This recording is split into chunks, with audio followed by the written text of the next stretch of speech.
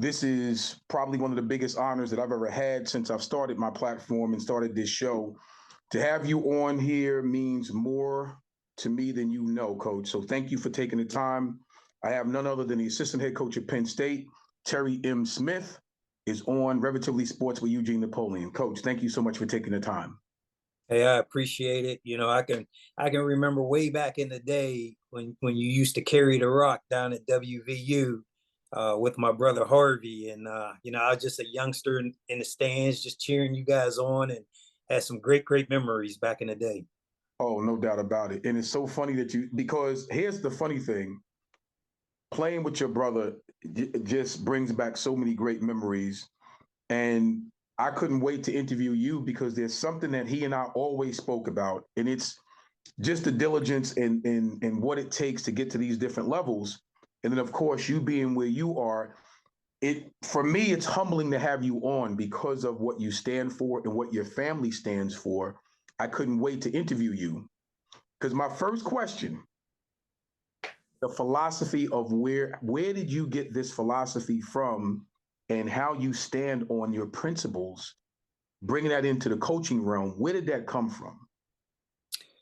Well, I was fortunate. We were fortunate, Harvey, myself, and my sister Elisa. Obviously to have a two-parent home.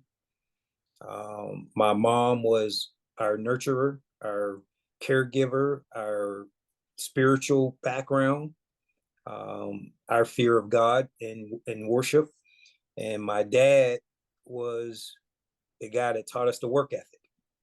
He got up and worked every day. He has an accounting degree. He has a degree from Penn State University. He worked every day and just showed us, what a dad should look like, what work should look like, and the expectation of, what you put into something, you'll receive something out of it. And the more you pour in, the more you can get back out of it. And then just between the two of my parents, just their giving, in life, it's rewarding to give and to share and to, just give of yourself, because your blessings just come back tenfold, and you're not giving to get your blessings, but that's what happens, especially in this coaching industry, at least for me. I view myself still as a high school coach. I was head coach for 11 years. You're on the grassroots. You don't have no resources to do anything. And, you're spending money on your own dime to take your kids to recruiting functions and get them into camps and taking them to campuses and things like that. And you're just trying to help them navigate how to get to college, how to get an education, and for the very select few, how to chase the NFL dream. And so, the more you pour into those guys, the blessings just have come on to us as a family and as me as an individual. And I'm just blessed and, just doing God's work, Right. and just trying to be a humble servant and try to keep giving back. Let me tell you something. I always tell people, when they say I'm trying, it's like, nah, when you're doing, you're not trying. You are definitely doing, my good brother. And that's the thing that I love about the work that you put in and the work that your brother puts in. Like you said, you pour into other people. And I always say life is all about perspective and inspiring positive change in the life of others. So it's interesting how your philosophy in life, mentorship, now goes into inspire others as a coach. That's a beautiful thing because sometimes, unfortunately, sometimes individuals may not get that at home. So if they don't, where do you get it from? You know what I mean? Absolutely. And I got to congratulations, Rose Bowl champs. So you got to tell me about that. Was that something going into the season you guys knew already? Look, this is something that we want to accomplish on the way. We have other bigger goals. We have aspirations, national championship, the whole 9 yards. But it ain't going to be too shabby if we get a Rose Bowl championship out of this as well. Yeah, like in any given season through the off season, your goals are extremely high. We always want to contend for the Big Ten championship. And, with that, it allows you the opportunity to play in a game like the Rose Bowl. We ended up this year finished ranked number 7 in the country. But the off season, we knew we had something special. Just the way our guys approached the off season, the winter conditioning, the spring ball, the summer workouts, the fall camp. We had a great group of guys that showed leadership, a group of guys that kept us together, a group of guys that loved each other, wanted to play for each other, wanted to share the glory in victory together. And, you've been around locker rooms where the coach has to come in and manage the locker room, and that's a problem. And you've been around locker rooms where the players manage the locker room. That's when you're most successful. And that's what we had this year. We had a player-led locker room that with just some great leadership. Those guys that were our leaders performed. They demanded excellence around them. And the guys just, one after another just kept stepping up and delivering. And, we had some hard lessons in the middle of the season. We lost a game to Michigan where they hammered us. They took us out to the woodshed and got us good. And but it was humbling because it was a lesson learned. Our greatest lessons come from defeat. And we learned there, we gave up almost 400 yards rushing that day. Well, the rest of the season, we didn't give up more than 150. And so we corrected that, including an Ohio State team that had 2 legitimate running backs. So we learned from those mistakes, but the offseason was tremendous. And we knew we had a chance. We were unranked to start the season. And we just kept chipping away. We just kept punching. We kept body blowing. And, we had a great freshman class come in, and we had far more delivered by that group than in typical freshman classes. So those guys complemented what we already had. We all got on one accord. And, next thing you know, we're Rose Bowl champs. And what a great season it was. Oh, no doubt, no doubt. And it's funny that you say that when it's kind of a mirror to what we did at WVU when we played for that national championship against Notre Dame. We knew during the offseason that team was a special team, based same exact similarities, Coach, where we had a really good senior-led team and a lot of really good leaders. So as younger guys, you look up to your leadership, and if it's the players, you know what they demand because we're straining and bleeding and out there working together. You don't want to let the guy to the left or to the right of you down. That's right. And that's a beautiful locker room to have. You know what I mean? And Coach Nealon did a great job of recruiting character, which is something I wanted to definitely talk to you about, Coach. When you're going out and you're recruiting the type of student athlete for Penn State, what does that look like? What type of student athlete are you recruiting and are you looking at to bring into your program? Yeah, I just landed. I'm in Philadelphia right now, and I landed coming from Dallas, Texas. And, for us to go all over the country and find these tremendous athletes and these tremendous young men, we're looking for cultural fits. We're looking for guys that will come into our locker room and blend in and be one of the guys, work alongside the other 124 guys. Obviously, they have to be talented. For us at Penn State, we want a student athlete. Education has to be important. We want our guys to graduate. We always hear NFL is not for long, and that is a reality. We all you played, you chased the dream. I played, I chased the dream, and we all chase that dream, but football is undefeated with life expectancy of it. Everyone has to hang the spikes up. Just a matter of when. And so we have to plead to our young men, have a plan for after. There's nothing wrong with chasing a dream. There's nothing wrong with going to do all that you can to chase that dream. But, the guys we're looking for, they're a little more grounded in there will be a tomorrow after the game. And so, that's a cultural fit for us. That's why when they come up on official visits, to go out with our player hosts, we get feedback from those guys. Is he a fit? Is the guy into things that we're into, or is he into some stuff we don't want to be a part of? So that cultural fit is first and foremost beyond his ability to play. And then education, it's got to be important.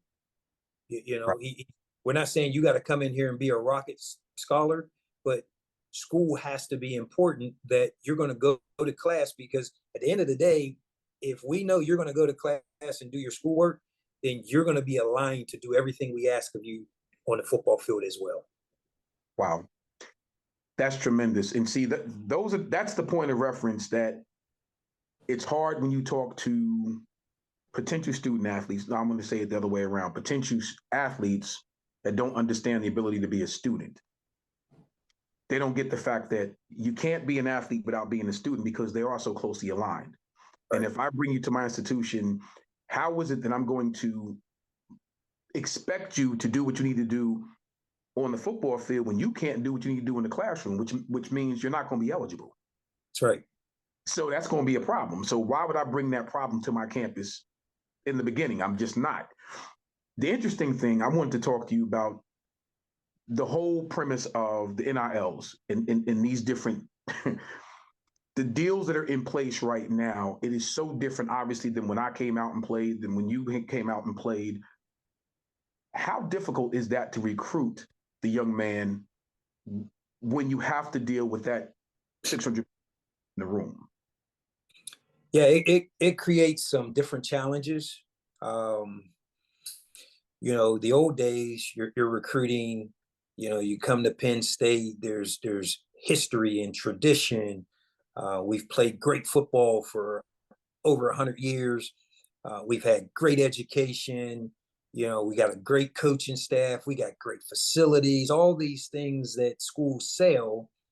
And now the NIL is probably jumped to the forefront, at least for the prospects for the most part, because now they can make money based on their name, image, and likeness, which I am a proponent that they should. They're NCAA and all these schools are making a lot of money. I'm all for these guys getting whatever they can make. What the challenging part is there's not a lot of rules and regulations that are governing how this is going about. And so, you put the NIL in combination with the transfer portal, it becomes lethal.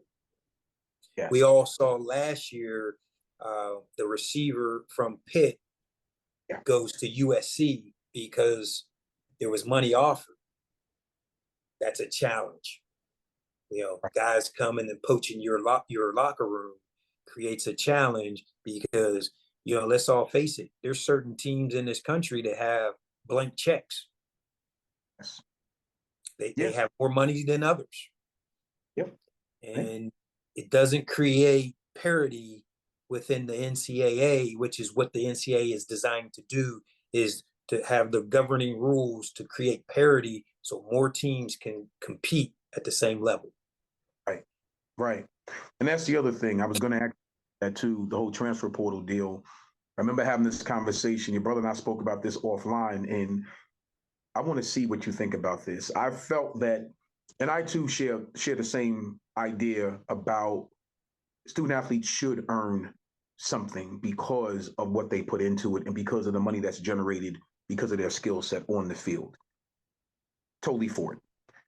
The transfer portal, I'm just curious, do you think it'd be easier if You want to go jump someplace else, that's fine. But let's tie the educational component to that. If you want to leave school A to go to school B, you can do that. But in doing that, your GPA has to carry over. To make you eligible at school B, your GPA has to be, I don't know, let's just say if it's a 2.8, 3.0, let's say that. If that is the case, then you're automatically eligible to go play at school B. I'm not saying that you can't. Or you can transfer over there if you don't have the GPA, you won't be eligible that first year. If that's the case, I would think that that will probably stop about 40 to 50% of the transfers going to different places, because if you tie the academics to it, I'm not sure how many people are going to transfer over from school A to school B with a 2.8 or 3.0 GPA. I could be wrong. Yeah, you're probably accurate. I think the challenge right now is there is a pro player movement Yeah. that the NCAA appears to be not in position to challenge a lot of these changes. When these rules are going down, the NCAA is getting sued, and these suits are adding up. Right. And so that's why you see so much change so rapidly in favor of the players. But I am a proponent of just having rules and regulations to the transfer portal, rules and regulations to the NIL. Right now, there just doesn't seem to be anything. What's challenging for us is, as a Penn State or a West Virginia or any other school, what will your roster be this spring? What will your roster be in the fall? We don't know. We go through spring. Well, I coach the cornerbacks. Maybe my third or fourth cornerback don't like being third or fourth. He may leave. Right. And there's nothing that says this guy's locked in, so you can manage your roster accordingly. And what it does for a lot of people is your young players who come out of high school as a mega star, and you walk into this college locker room, and now you're not a mega star. You're kind of fitting in with the common people. Right. And they don't see it that way. They're like, well, I should be out front. And so they don't sit patient to be developed. They transfer. And Right. to me, that's not what the transfer portal was put in place for. The transfer portal was put in place. You come to a school, you go to that school, you get developed, you're there 3-4 years. Okay, maybe you came in, you're the quarterback, and you came in with another quarterback and he beat you out. And for 2 or 3 years, you're developing, but you just haven't beat him out. I'll give you a great example. Will Levis, who's down at Kentucky, considered one of the top quarterbacks for this year's draft, was on our roster. And while he was here, he was challenged with playing behind Sean Clifford, who's our current quarterback. He stayed 3 years. He transferred. He's moved on. He's had a great career at Kentucky. To me, that is what the transfer portal is for. Right. Give a kid an opportunity to find his way. He didn't just run from the competition. He did. It was the right thing to do for him. Right. A freshman transferring, you didn't give it time. You weren't patient enough. You didn't wait to be developed. Think about how many true freshmen actually impact anyone's roster. Right. Very true. Yeah, not many. Very true. So it just needs time, and right now we just don't seem to have time, and everybody wants instant satisfaction, instant playing time, and there are some select special individuals, but they're very rare. This is true. And that's the thing. I had a chance and was blessed to watch quite a few of your games this year. And just to see the camaraderie with your team, you can tell that's a really close-knit team. And I really enjoy watching that, because I think sometimes this thing has become so individualized, you get away from that that cohesive unit. I love to see it, and it was really interesting to see how, like you said, just watch the start of the year to the middle of the year to the Rose Bowl game to see the growth, at every position. I took at every position. It was great to watch. And yeah, I was rooting for you guys, man, in some of these games because I'm a team guy. I like that. You know what I mean? I think that collegiate sports, it teaches so much if you have the patience and you allow that to happen, that whole process. So to see, programs that do it the right way, it's a beautiful thing to see. It's a beautiful thing to see. Yeah, it's like I said, our team started, like we're on the road as recruiting coaches right now, but in February we start our winter condition, and that's the first step to next season. That's where the bond grows, the brotherhood grows. It's tough, it's difficult, it's hard, and it's where you got to lean on each other because even the best of the athletes are going to have a tough day. And what happens when you have that moment? And for us, we have to press through it. We have to retrain the body. We have to retrain the mind to tell it and show it. It can go through this roadblock. Hmm. And that's what we're going to do for these next couple months. And we're going to do it together. Not to say it's going to be peaches and cream and harmony. It's going to be difficult, as Right. it should, because playing college football on Saturdays is very difficult. It's Absolutely. very demanding. It's grueling. It's tough. It's hard. Our kids put in a lot of time that's required by us, and they put in even more time that they expect of themselves. And so, it's fun to be a college coach for me. Just to see how a freshman walks in the door, Right. and then how a senior walks out of the door. The maturity, the growth, the body development, the athleticism, the intelligence, all of those things that just come with maturity over time. Wow.